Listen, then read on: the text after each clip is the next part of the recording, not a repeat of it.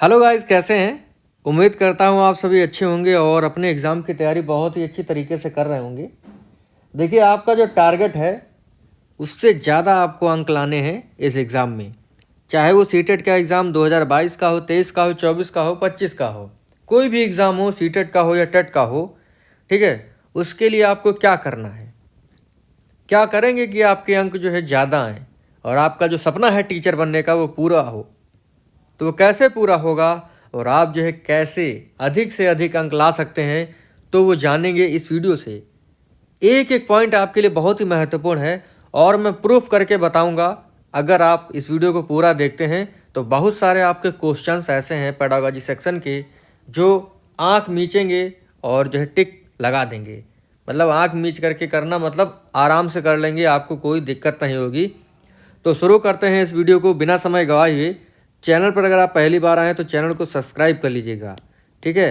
क्योंकि अगर आपको इस वीडियो से कुछ मिल रहा है तो सब्सक्राइब करिएगा और लाइक करिएगा, कमेंट करके बताइएगा कि आपको इसमें क्या अच्छा लगा, ठीक है। तो शुरू करते हैं आज के इस टॉपिक को कि सीटेट के एग्ज़ाम में आप अधिक से अधिक अंक कैसे ला सकते हैं, ठीक है।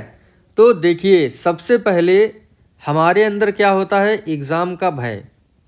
एग्ज़ाम का भय होता है कि सीटेट के एग्ज़ाम में बहुत कठिन पेपर आता है। पेडागोजी सेक्शन जो है वो बहुत ही टफ आता है, लेकिन पेडागोजी सेक्शन ही सबसे सिंपल होता है, सबसे इजी होता है। अगर आप ये बिठा लेंगे अपने मन में कि पेडागोजी सेक्शन सबसे टफ है, तो सबसे टफ नहीं है, सबसे इजी वही होता है, ठीक है। और कैसे इजी होता है वो आपको आगे पता चल जाएगा। देखिए, एग्ज़ाम को हवा ना माने, उसको कौवा बना करके उड़ा दें। अगर मतलब कोई भी युद्ध होने से पहले आप अपने मन में मान लेंगे कि मेरी हार होगी तो हार हो जाएगी, तो कभी भी कोई भी चीज़ होने से पहले हार नहीं मानना है। ये सोचना है कि मैं जीतूंगा ज़रूर। अगर आप सोचेंगे कि मैं जीतूंगा तो आप ज़रूर जीतेंगे, ठीक है। तो एग्ज़ाम को हवा ना माने, एग्ज़ाम के भय से दूर रखें अपने आप को, ठीक है। एग्ज़ाम को हवा नहीं मानना है, रेगुलर रहें। किसी भी एग्ज़ाम को देने जा रहे हैं तो महीना या 1.5 महीना पहले से जो है आपको रेगुलर रहना है। क्या रहना है? रेगुलर रहना है। वैसे उम्मीद है आप लोग रेगुलर रह ही रहे होंगे, कुछ ना कुछ पढ़ ही रहे होंगे, प्रीवियस पेपर पढ़ रहे होंगे, अपना कोर्स पढ़ रहे होंगे। तो रेगुलर रहें और हर दिन जो है एक टेस्ट पेपर लगाएं। क्या लगाएं? हर दिन टेस्ट पेपर लगाएं और अपना मूल्यांकन जो है करते रहें। क्या करते रहें? मूल्यांकन आपको करते रहना है। प्रैक्टिस सेट यानी प्रीवियस पेपर आपको करते रहना है। इससे आप जानेंगे कि पेपर जो है यानी कैसा आता है, पेपर में क्वेश्चंस कैसे आते हैं, ठीक है।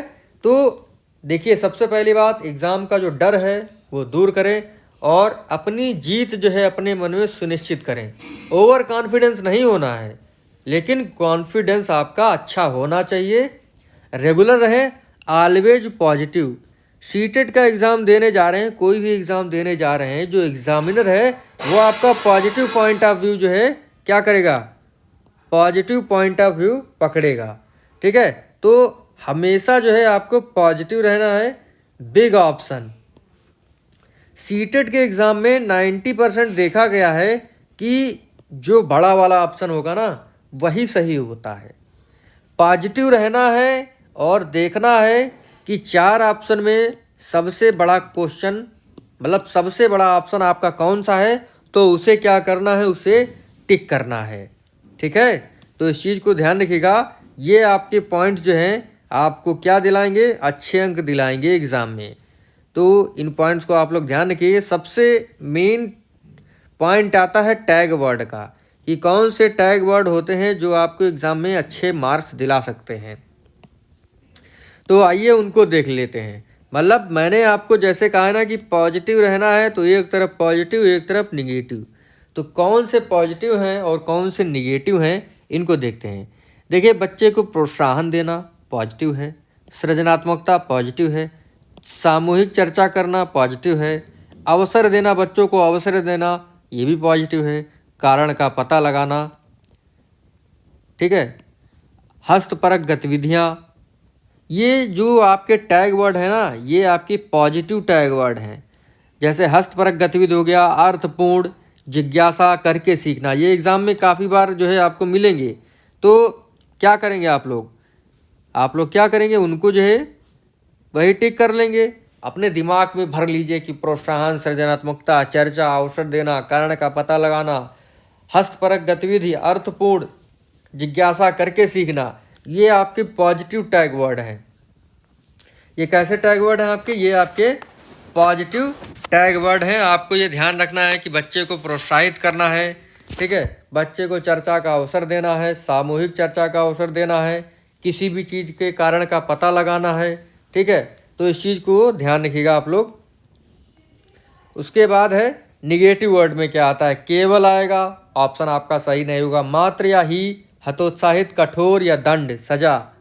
देखिए आप बच्चे को सजा नहीं दे सकते हैं। क्या नहीं दे सकते हैं, सजा नहीं दे सकते हैं। केवल ही, मात्र ही, हतोत्साहित, कठोर और सजा, दंड, ये आपके निगेटिव पॉइंट हैं, ठीक है। जबकि प्रोत्साहन, सृजनात्मकता, चर्चा, अवसर देना, कारण का पता लगाना, ये आपके पॉजिटिव वर्ड हैं। अगर आपके एग्जाम में यानी प्रश्न में ये पॉजिटिव वर्ड्स आते हैं तो क्या करेंगे, टिक कर देंगे। सजा, दंड, इसको टिक नहीं करेंगे, यानी आपका ये ऑप्शन सही हो ही नहीं सकता। उसके बाद बात आती है और भी टैग वर्ड्स हैं, जैसे रटाना। बच्चे को रटाना नहीं है, शिक्षक केंद्रित शिक्षा नहीं होती है। कैसी शिक्षा होती है, बाल केंद्रित शिक्षा, ठीक है। बालक ही सब कुछ है, बालक भगवान है भैया, बिल्कुल बालक भगवान का रूप होता है ही क्या उसमें। बाल केंद्रित शिक्षा है तो अच्छी बात है ना, बच्चों के अनुसार ही तो पढ़ाना है, कि शिक्षक के अनुसार पढ़ाना है। शिक्षक के अनुसार पढ़ा करके काम चलेगा नहीं। तो बाल केंद्रित शिक्षा है, जो बालक होता है, जो बच्चा होता है, वो भगवान का रूप होता है। तो उसको जो है दंड नहीं देना है, रटाना नहीं है, ठीक है। केवल एक बच्चे को ही नहीं पढ़ाना है, संपूर्ण बच्चे को पढ़ाना है। पुस्तक केंद्रित शिक्षा नहीं होनी चाहिए। लैंगिक असमानता नहीं दिखानी है। व्याख्यान और व्याख्या करना, ये जो है नहीं जुड़ा हुआ है बाल केंद्रित शिक्षा से। अगला पॉइंट है बच्चे को सम्मान करना। बिल्कुल बच्चे का आपको सम्मान करना है, बच्चे को जो है एकदम प्रेम से पढ़ाना है। कुछ भी हो एग्ज़ाम में क्या करना है, बच्चे को प्रेम से ही पढ़ाना है। तो ये पॉइंट्स आपको ध्यान रखने हैं, एग्ज़ाम में ये पूछे जाएंगे, तो आप जो है एकदम दिमाग में बिठा लीजिए। जैसे प्रोत्साहन, एक बार मैं बार बार इसलिए बता रहा हूँ जिससे आपको यहीं पर याद हो जाए। प्रोत्साहन, किसी चीज़ को प्रोत्साहन करना। सृजनात्मकता, चर्चा करना, अवसर देना, कारण का पता लगाना। हस्तपरक गतिविधि, अर्थपूर्ण जिज्ञासा करके सीखना। उसी प्रकार निगेटिव में केवल, मात्र ही, हतोत्साहित, कठोर, सजा, दंड, रटना, शिक्षक केंद्रित शिक्षा, पुस्तक केंद्रित, लैंगिक असमानता, व्याख्यान या व्याख्या करना। तो इन पॉइंट्स को आप लोग ध्यान रखिएगा। अब बढ़ेंगे 8वें पॉइंट की ओर। लिखा है उपरोक्त सभी या ए और बी दोनों विकल्प जैसे ऑप्शन का चुनाव अधिक करें। जैसे उपरोक्त सभी वाला ऑप्शन आ जाए, पूछेगा कि बताएं निम्न में से कौन सही है। अगर उपरोक्त सभी है तो 90% यही होता है कि वही वाला ऑप्शन आपका सही होगा। अगर आपको समझ में नहीं आ रहा है कि इसमें कौन सा सही होगा, तो उपरोक्त सभी या ए और बी दोनों आप जो है क्या करेंगे, चिपका देंगे, वही जो है टिक कर लेंगे, ठीक है। फिर है सर्वप्रथम देखें कौन सा विकल्प सही नहीं है। बिल्कुल आपको देखना है कि 4 में से कौन सा विकल्प सही नहीं हो सकता है। प्रश्न के अनुसार समझ में आ जाता है ऐसा, जैसे कोई आपका क्वेश्चन आता है, अगर आप उसको ध्यान से पढ़ें तो 2 ऑप्शन आपको ऐसे मिल जाएंगे जो उसके उत्तर हो ही नहीं सकते हैं, और 2 में आपकी क्या होगी, कन्फ्यूजन होगी। तो उसको भी ध्यान से आप पढ़ेंगे तो उसको भी निकाल लेंगे। अगला पॉइंट है कि सभी गद्य पद्य या अनसीन पैसेज के जो प्रश्न होते हैं ना, वो उसी से खोजें। गद्य से, पद्य से, अनसीन पैसेज से ही जो क्वेश्चन होते हैं उनके आंसर वहीं से आपको खोजने हैं। क्या खोजने हैं, उनके आंसर वहीं से खोजने हैं, ठीक है। अब देखिए कुछ प्रश्न हैं, यानी 2 प्रश्न मैंने आपके लिए हैं जिससे आप समझ पाएंगे कि क्या सही है, मतलब जो मैंने बताया है वो सही है या नहीं सही है। देखिए ये 2021 का पेपर है सीटेट का, उसमें जो है टैग वर्ड यूज हुआ है जैसे मैंने आपको टैग वर्ड्स बताए हैं उसी हिसाब से काम करते हैं।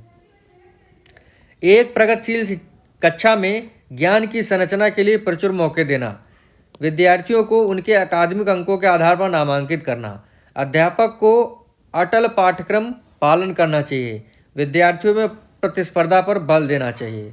देखिए इसमें से कौन से ऑप्शन आपके सही नहीं हो सकते हैं। विद्यार्थियों को उनके अकादमिक अंकों के आधार पर नामांकित करना ये तो हो ही नहीं सकता, क्योंकि भाई हमें समान रखना है ना कि उसको जो है नंबर के आधार पर उसका क्रम निर्धारित करना, ऐसा नहीं है। बच्चों को जो है समान तरीके से पढ़ाना है। अध्यापक को अटल पाठ्यक्रम पालन करना चाहिए, नहीं, व्यवहारिक चीज़ों पर भी बात करनी चाहिए। और बच्चों में प्रतिस्पर्धा पर बल देना चाहिए। और पहला वाला देखिए, मैंने आपको कहा था कि अगर आप प्रश्न पढ़ेंगे तो 4 में से 2 ऑप्शन आपको ऐसे मिल जाएंगे जो सही नहीं हो सकते हैं, ठीक है। और मैंने अभी आपको एक टैग वर्ड यूज किया था कि अवसर देना, मौके प्रदान करना। तो देखिए क्या है, पहला वाला ऑप्शन आपका सही हो जाएगा। ज्ञान की संरचना के लिए मौके प्रदान करना।